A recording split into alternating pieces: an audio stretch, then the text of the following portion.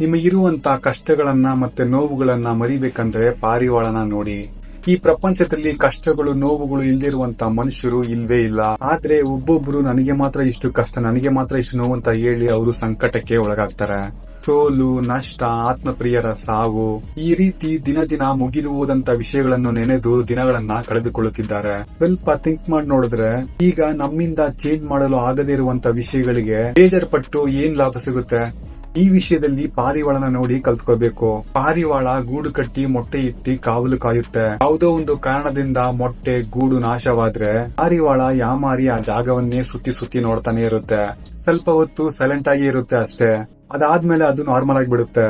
ಅದಕ್ಕೆ ಗೊತ್ತು ಮತ್ತೆ ಏನ್ ಮಾಡಿದ್ರು ಅದನ್ನ ಚೇಂಜ್ ಮಾಡಕ್ ಆಗೋಲ್ಲ ಅಂತ. ಆದ್ರೆ ಮನುಷ್ಯರು ಮಾತ್ರ ಮುಗಿದು ಹೋದ ವಿಷಯಗಳನ್ನು ಹಿಡಿದುಕೊಂಡು ದಿನ ದಿನ ಸಂಕಷ್ಟಕ್ಕೆ ಒಳಗಾಗ್ತಾನೆ ಇರ್ತಾರೆ. ನಡೆದು ಮುಗಿದು ಹೋದ ವಿಷಯಗಳನ್ನು ಯಾರಿಂದಲೂ ಚೇಂಜ್ ಮಾಡುವುದಕ್ಕೆ ಆಗೋದೇ ಇಲ್ಲ.